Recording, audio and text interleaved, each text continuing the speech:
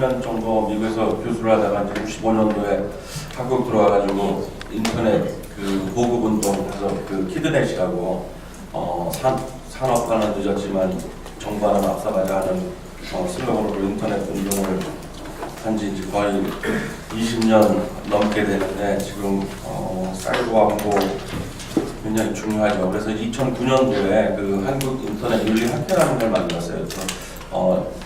굿 인터넷, 클린 인터넷 이런 다양한 사회 활동들이 있었지만은 이걸 좀 학문적으로 좀 연구하는 게 중요하겠다 하는 생각에서 이제 저희 교수님 몇 분 모여가지고 이제 학회를 만들기 시작을 했는데요. 그 저희가 다양한 연구를 한 것 중에 그 제가 이제 기억나는 것 중에 하나가 이 게임 중독에 관련된 그 저희들 이제 학생들 중고등학교 학생들하고 이제 저희 토론회를 했는데 게임 중독이 돼서 게임을 너무 많이 하니까 공부에 지장받지 않느냐 하는 이제 저희 질문을 했더니 그 학생 이야기는 전혀 자기는 지장을 받지 않습니다 그러더라고요. 그래서 왜 그러냐 그랬더니 저는 공부할 생각이 없거든요. 맞는 얘기 아닙니까? 지금 사이버 안보도 마찬가지라는 생각이 들어요. 저희가 손 교수님이 거의 백서와 같은 이야기들을 다 했고 답도 다 제시가 된 것 같아요. 하지만 하지 않아요. 그러니까 알고도 하지 않는다는 건 죄거든요, 사실은. 결국은 제가 생각하기에는 이게 저희 모두의 문제라는 인식을 못 하고 있는 거죠. 그러니까 저희 세월호 문제도 있었을 때에 그 안전 불감증에 대한 얘기를 했는데 안전 불감증이 아니라 안보 불감증은 더 심합니다. 지금 칼빈슨 호가 이렇게 지금 올라오고 있다 이렇게 해도 전혀 국민들은 인식조차도 못 하고 있잖아요. 그러니까 그러한 세상에서 결국은 무엇이 중요할까? 본질적으로 들어가면은 정책이나 제도나 이런 것보다가 문제가 아니라 사람이 문제다라는 생각이 들었어요, 저는. 그래서 이 사람을 개조하지 않으면은 이 사이버 안보나 각 분야 마찬가지겠지만은 풀리지 않는 숙제인 것 같다는 생각이 듭니다. 그래서 시간이 많이 지났기 때문에 제가 간단하게 말씀을 드리면은 결국은 사이버 안보라는 거는 선택사항이 아니라 필수사항이라는 거에 대한 공감대 형성이 굉장히 중요하겠다는 생각이 들고요. 그 다음에 저희가 보이지 않는 거에 대한 가치를 좀 해줬으면 좋겠는데 제가 유학할 때에 예전에 이제 플라피 디스크 해가지고 한 10개 정도 이렇게 소프트웨어, 그러니까 MS 워드라는 소프트웨어가 있었고 워드 퍼펙트라는 소프트웨어가 있었는데 프로세싱 하는 거예요. 근데 유학생들끼리는 해적판을 가지고 다녀요. 그래서 제가 이제 미국 학생한테 야 이거 복제품인데 너 이거 쓰래? 하고 줬더니 저를 이상하게 생각하는 거예요. 이거 어떻게 이거 불법이다. 이게 80년대 말 이야기예요. 미국에서. 근데 한국 유학생들은 이걸 사면은 바보 취급을 받아요. 그러니까 우리 소프트웨어 이제 소스 코드 이렇게 프로그래밍을 하는데 미국 이 선진국 같은 경우는 숙제를 보여달라고 그러면 미치동이에요. 근데 저희는 숙제를 안 보여주면 왕따죠, 그렇죠? 아까 사이버 왕따에 대해서도 이야기를 했는데 이 사이버 왕따라는 게 미국은 왕따라는 게 별로 없어요. 왜냐면은 개인의 개성을 굉장히 중요하게 생각하거든요. 그러니까 it's none of your business. 이건 네가 관여할 일이 아니야. 그것이 전혀 섭섭하지가 않아요. 오늘 주제는 사실은 제일 듣기 싫은 말이 뭔지 아세요? 넌 몰라도 돼. 넌 몰라도 돼. 그러니까 우리가 같이 일을 하다가 혼자 남겨놓고 밥을 먹으러 가면 굉장히 자괴감에 빠지잖아요. 근데 이제 개인을 중시하는 사회, 소위 선진국이라 하는 사회들은 그게 중요하지가 않아요. 그러니까 창의성이 발휘가 될 수가 있는 거죠. 남들과 달라도 되니까. 그래서 이제 이런 인터넷상에서의 문제 또는 사이버 공간에서의 이런 윤리적인 문제들도 또 문화적인 또 배경에 따라서 조금씩 다른데 요즘에 혼밥, 혼술 뭐 이런 것들이 많은데 제가 보기에는 왕따 안 당하려고 자위하는 문화가 아닌가 하는 생각까지도 듭니다. 그래서 그 사이버 안보는 우리가 그 선택이 아니라 필수라는 생각으로 좀 받아들였으면 좋겠고, 제가 95년도에 그 인터넷 보고 운동을 하면서 인간 중심의 정보화를 이야기를 했었어요.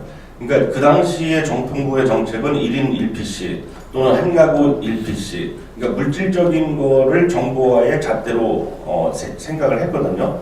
근데 결국은 이 정보화에는 수단이지 목적은 될 수가 없잖아요. 그렇죠? 그래서 이 사이버 안보도 마찬가지로 이 목적이 되는 가치, 우리가 살아가는 양식 이런 거에 대한 혁명적인 일들을 좀 진행을 하지 않으면 사이버 안보가 힘들겠다는 생각이 들고요.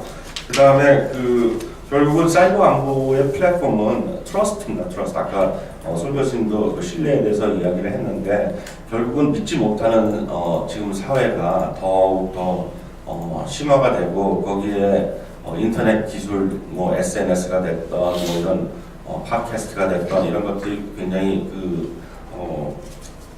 수단이 돼서 좀 악용이 되고 있는데 신뢰를 구축하는 건 굉장히 저는 국가의 1순위라고 좀 생각이 됩니다. 그래서 그거를 하기 위한 방법 중에 하나는 저는 책임의 문제인데 아까 우리 손 교수님 말씀하신 것처럼 이 책임 소재가 좀 불분명하다는 얘기를 했잖아요.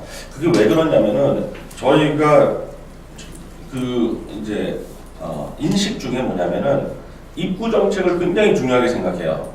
선진국은 출구 정책을 더 중요하게 생각해요. 그럼 예를 들어서 어떤 거냐면 저희가 대학 입시를 굉장히 중요하게 생각하죠. 졸업은 4년 다니면 그냥 다 하는 거예요. 그렇죠? R&D 사업도 선정 평가에 대한 공정성을 따져요. 하지만 이 수행된 이후에 평가에 대해서는 흐지부지 해버려요. 물론 이제 실패를 하면 용인하지 않는 그런 문화 때문일 수도 있겠지만 저희가 입구를 만드는 것보다는 출구에 대해서 더 중요하게 생각하는 거. 그러니까 제도를 만드는 게 아니라 제도를 어떻게 실행을 하고 운영을 하고 그거에 대해서 책임이 거의 어떻게 보면은 끝이라고 생각하면 되는데 저희가 책임이라는 게 영어로 responsibility잖아요. responsibility예요. 그러니까 반응을 할 수 있는 능력이에요. 저희 인터넷을 보면은 우리가 클라이언트 서버라고 얘기하는데 클라이언트는 리퀘스트를 하고요. 서버는 리스폰스를 하게 돼 있어요. 그래서 이 리스폰스를 하지 않는 능력은 그걸 기르는 것이 책임의 능력인데 결국은 출구 정책이 결국은 리스폰스 할 수 있는 능력을 늘리는 거고 그것이 책임을 해결하는 길이라는 생각이 들고요. 그 다음에 제가 얼마 전에 이제 방콕도 유네스코에 다녀왔는데 디지털 시민 의식에 대해서 우리가 좀 공감대를 좀 형성할 필요가 있겠다는 생각이 듭니다. 왜냐하면 모든 삶이 이제 디지털화되고 디지털 역량이 떨어지면은 다양한 이 디지털 문명의 이득들도 못 보는 디지털 적자들도 생길 거고 이 안에서의 사람의 가치가 또 바뀔 거고 이랬을 때에 우리가 어떤 가치를 가지고 살 건가에 대해서도 좀 생각을 했으면 좋겠고요. 그 다음에 저희가 감정이 지배하는 사회잖아요, 그렇죠? 이성이 지배하는 사회보다는 그렇죠? 그래서 뭐 냄비 근성이 있다, 뭐 많이 빨리 늙는다 이런 얘기들을 하는데 이 뭐 가짜 뉴스 문제, 뭐 다양한 지금 이제 더 혼란들이 있을 텐데 자중할 수 있는 역량, 어떤 새로운 정보를 접했을 때에 그걸 판단할 수 있는 역량 이런 것들을 국민적으로 좀 키워야 되겠다는 생각이 들고요. 그러기 위해서는 첫걸음이 중요한데 첫 걸음은 제가 보기에는 기득권이 좀 바뀔 필요가 있다는 생각이 들어요. 이미 많이 갖고 있잖아요, 그렇죠? 그러니까 좀 내려놓을 필요가 있다는 생각이 들어서 시작은 주권들이 상대에 대한 존중부터 시작을 하면 사실은 사이버 안보가 전 국민의 문제로 인식이 될 거고, 그러면은 저희 나라 사람들이 머리가 너무 좋잖아요, 그렇죠? IQ 그 테스트를 한 거 보면은 싱가포르 사람들이 108로 1위고 저희 나라가 106이에요, 2위예요, 2위. 얼마나 좋은 머리를 가지고 있는 국민입니까? 그래서 좀 먼저 좀 양보하고 내려놓고 한다 그러면은 이 사이버 안보도 저희들 굉장히 빨리 해결이 될 것이라는 생각이 듭니다. 이상 이야기를 마치도록 하겠습니다. 감사합니다. 네, 그럼 바로 이어서 김상배 교수님 말씀 듣고 그리고 질의응답 시간 갖도록 하겠습니다. 예, 안녕하세요. 서울대학교 정치외교학부의 김상배입니다. 저는 기술, 정보, 지식문화, 커뮤니케이션, 네트워크 이렇게 우리 사회의 물질적인 또는 지식 정보 조건의 변화가 국제 정치에 어떤 변화를 미치느냐, 이 변화하고 있는 환경에 우리가 좀 거시적인 차원에서 국가 전략을 어떻게 가져가야 되느냐 이런 공부를 하고 또 가이드를 가르치고 있습니다. 쉽게 얘기하면 미래 세계 정치 연구라고 할 수 있겠고요. 그래서 최근에 저희 학교에서도 미래 세계 정치와 관련된 연구를 집중적으로 하고 있고, 그 중에 아마도 이제 오늘 말씀나누는 사이버 안보 문제가 중요한 이슈여서 최근에 좀 더 관심을 좀 많이 갖고 있습니다. 아까 손영동 교수님께서 발표하시면서 각주까지 달아가지고 이 부분은 제가 말씀할 거라고 주셔서 그 부분에 대한 건 조금 보완 설명 드려야 될 것 같은데, 말씀 들으면서 느낀 게 이게 사이버도 어렵지만 사실 국제 정치도 쉽지는 않거든요. 두 개를 엮어놨는데 이걸 어떻게 쉽게 풀어드려야 되나라는 게 좀 숙제인 것 같기는 합니다. 그래서 조금 쉽게 좀 풀어서 말씀을 좀 드리면, 현재 사이버 안보와 관련돼서 우리가 어떻게 무엇을 할 것이냐, 그것도 미래 전략의 차원에서 라고 할 때 크게 세 가지 과제가 제기되어지지 않나 생각이 듭니다. 일단은 북한으로부터 시작되는 것으로 우리가 알고 있는 굉장히 많은 그런 사이버 공격을 우리가 어떻게 막아낼 거냐가 중요한 거겠죠. 기술적인 차원에서 또는 또 국방의 차원에서 또는 법과 제도를 정비하고 추진 체계를 정비하면서 어떻게 막아낼 것이냐가 되게 중요한 것이고, 아무도 그 부분과 관련돼서는 손 교수님께서 앞서 강연에서 자세하게 말씀을 해주셨던 것 같습니다. 근데 지금 다 우리 기술로, 우리 힘으로 우리의 국내적인 제도를 잘 정비해서 막아낼 수 있으면 좋겠는데, 이 사이버 안보라는 것이 전통 안보와 달리 독특한 특성이 있기 때문에 다 그렇게 막을 수가 없는 부분. 그런 면에서 사실은 주변 국가들과의 협력의 필요성이 발생하는 이 두 번째 우리의 과제인 것 같습니다. 소위 말하는 한반도 주변 4개국, 미일 중로 국가들을 비롯한 동북아시아 국가들과의 어떤 협력을 통해서 일국 차원에서 할 수 없는 문제를 이제 풀어나가는 그런 과제들이 지금 남아있다고 할 수 있습니다. 주변 국가들과의 협력이라고 하면 우리가 제일 먼저 떠올릴 수 있는 것은 미국과의 협력이겠죠. 한미 협력. 사이버 안보 분야에서도 한미 협력에 대한 얘기를 많이 하고 있습니다.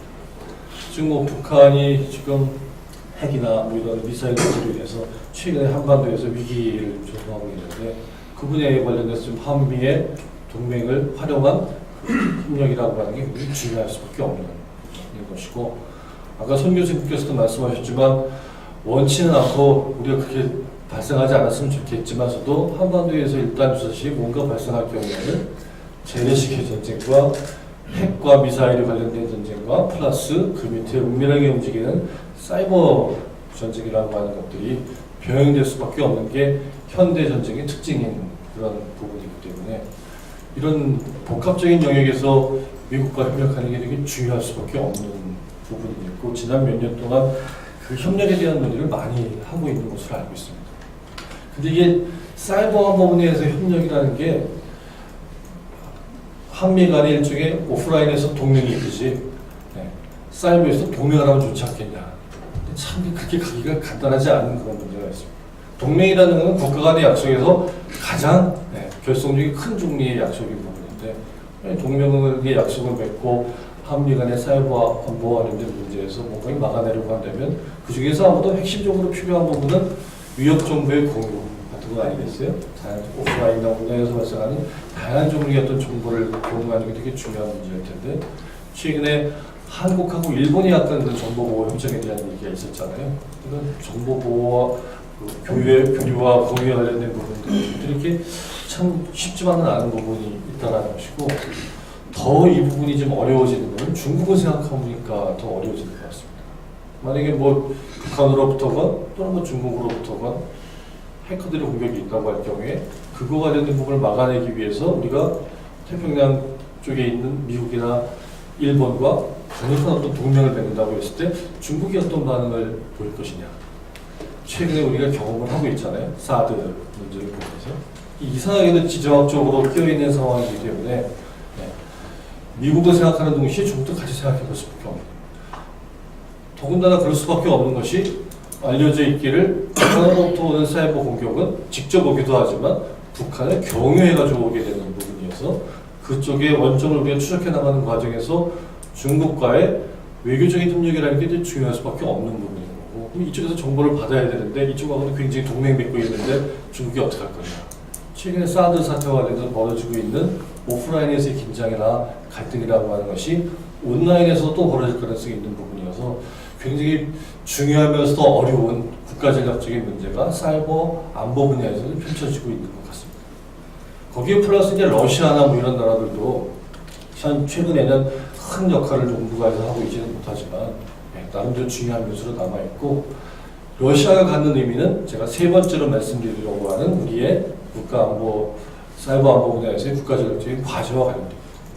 세 번째는 동북아 차원을 좀 넘어서서 글로벌한 차원에서 벌어지는 규범의 형성, 세계 질서의 어떤 변동, 뭐 이런 과정과 관련돼서 러시아와 중국을 한쪽 편으로 하고 다른 편으로는 미국과 또는 유럽의 서구 국가들 한편으로 하는 소위 말하는 서방 대 비서방 이렇게 도시적으로 만약에 나누자면 그런 그 양 진영의 갈등이 나는 것들이 벌어지고 마냥 사이버 안보 분야에서도 공격과 방어만 하고 막 싸우고 있을 수는 없기 때문에 나름대로 그 국제적인 차원에서도 서로 지켜야만 되는 어떤 규범이라고 하는 것들을 만들므로 인해서 그거를 규제하고 부당한 공격이 이루어졌을 경우에는 어떤 정당한 방어를 할 수 있는 그런 규범의 체계를 좀 만들어 볼 수 있지 않을까.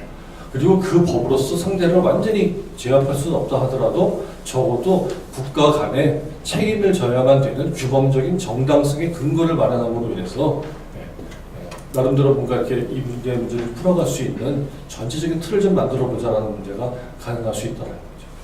근데 이거는 한국의 입장에서 봤을 때는 굉장히 중요한 부분입니다. 예를 들어 북한이 핵 미사일 발사하고 또는 뭐 연평 뒤에서 폭격하고 그러면 우리 어디 가서 얘기해요? 국제사회에 가서 호소하는데 그 호소한다는 건 그야말로 전통적인 유엔 안보리 시스템에 가서 논의를 해가지고 제재안을 만들잖아요. 그렇죠? 혼자 하는 게 아니라 여럿이 나서서 문제를 만들고 우리가 지금 이렇게 당하고 있는 것이 갖고 있는 어떤 억울함이라고 할까요? 이런 걸 잃을 때가 있는 이런 시스템. 사실은 2차 대전 이후에 지난 5, 60년 동안 국제적인 차원에서는 그런 규모의 시스템들이 자꾸 만들어져 있고 그게 우리가 국제사회라고 하는 게 존재를 인정할 수밖에 없는 요인이기도 한 거죠. 그럼 다시 뒤집어서 우리가 사이버 공격을 부당하게 당했다. 아까 손 교수님 설명해 주신 2013년에 320 농협 그 해킹 사건 같은 게 벌어졌다고 할 경우에 우리는 누구한테 가서 억울함을 얘기해야 될까요? 근데 만약에 그런 국제규범이 형성되어 있는 부분이 있어서 거기에서 우리가 지금 처해 있는 입장을 잘 반영해 줄 수 있는 뭔가가 된다면 그 규범에 갖는 일종의 파워도 있다는 거죠. 그래서 사이버 안보 분야에서는 현재 전통적인 오프라인에서의 안보 문제보다는 좀 복잡하게 진행되고 있습니다. 원래 사이버 안보가 좀 복합적인 성격을 갖고 있기 때문에. 근데 그게 이제 세 가지 프레임이라고 아까 손 교수님 그 슬라이드에서 예고편을 해주셨던 제가 아니고 부분입니다. 네. 세 가지 프레임에서 첫 번째는 여전히 유엔이 중요합니다. 195개 나라들이 다 한 표씩 행사해가지고 사이버 공격을 부당하게 하는 나쁜 일이니까 하지 말자 이렇게 할 수 있으면 얼마나 좋겠어요. 그럼 그런 것들이 기대어서 얘기하는 틀이 진행되어지고 있고 현재 유엔 내에 군축과 국제 안보를 논의하는 위원회에서 전문가 그룹들이 나서가지고 논의하는 축이 진행되고 현재 5차에 거친 회의가 진행되고 있습니다. 거기서 핵심은 기존의 국제법 또는 유엔 헌장에서의 자위권 발동이라고 하는 전통적인 오프라인에서의 규범을 사이버 공간에 온라인에서의 어떤 이런 일탈적인 행위에도 적용할 수 있느냐 아니냐 이런 것들을 세계 주요 국가들이 나서서 논의하는 거죠.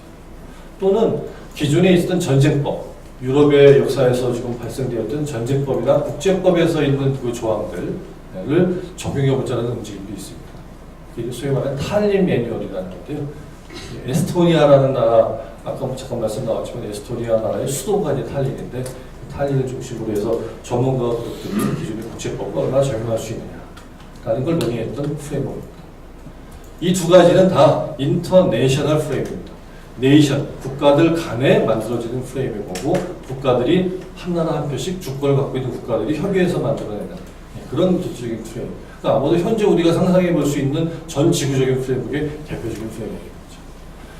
근데 사실은 두 번째 프레임워크가 최근에 굉장히 활성화되고 있는데 사이버 공격에서 취약하게 되게 민감하게 생각하는 나라들이 전 세계에 195개 나라들이 다 그럴까요?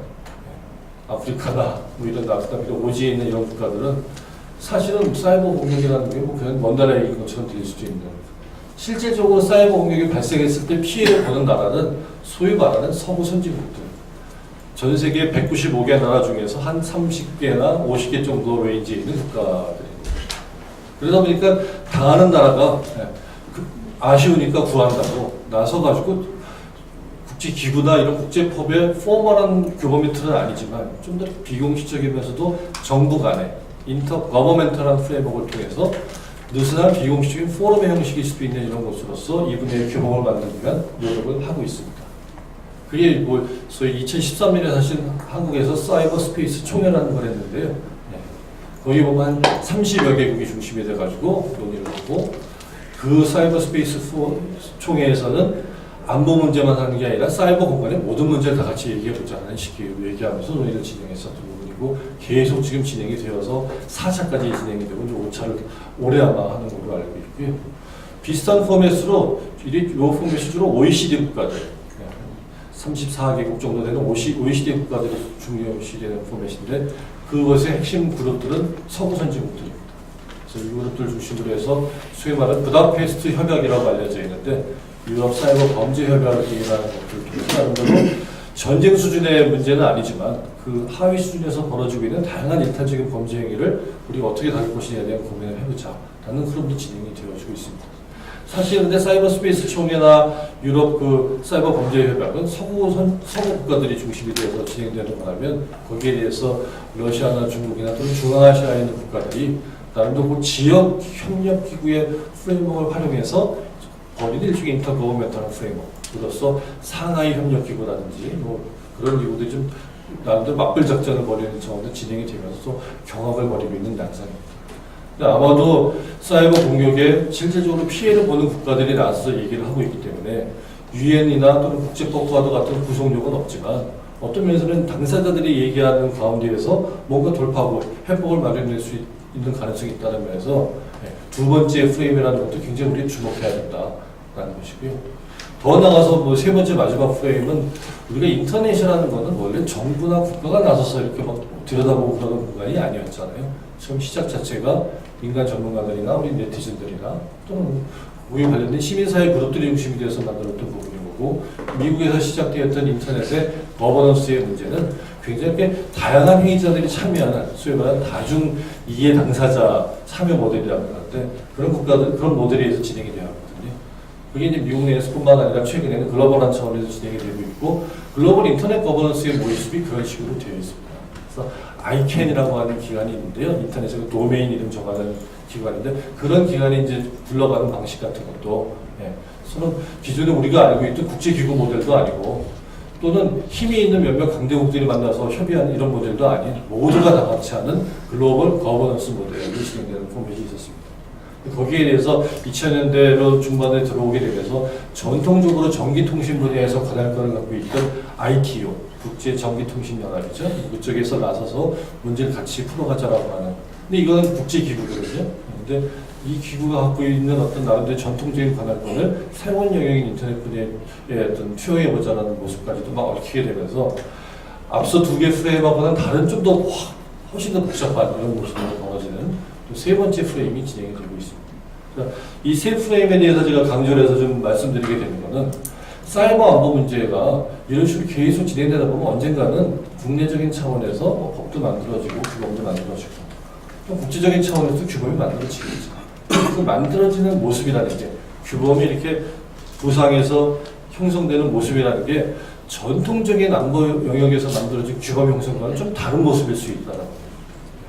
그리고 옛날에 그랬으니까 지금도 그럴 것이라고 생각하고 사이버 안보 분야의 규범 형성을 우리가 지켜보고 거기에 대한 우리의 대응의 외교 전략이나 국가 전략을 마련하게 된다면 조금 약간 맥을 잘못 짚을 수도 있기 때문에 이런 복합적인 시각이라는 것이 필요하고 아까 손 교수님께서도 슬라이드에서 아주 강조해 주셨지만 이런 규범 형성 과정에 우리가 참여하고 계속 와치하고 있는 게 중요한 이유는 우리의 이해관계에 반하는 그런 규범이 형성되는 걸 좀 막기 위해서 초기 형성 과정에서부터 참여해서 뭔가를 기여하는 게 중요한 부분이었지 않나 싶습니다. 그래서 이런 걸 중심으로 해서 현재 벌어지고 있는 변화는 아마도 우리가 지난 2차 대전 이후에 겪었었던 국제정치 모습하고는 다른 종류의 세계정치 내지는 세계 질서가 등장하는 게 아니야.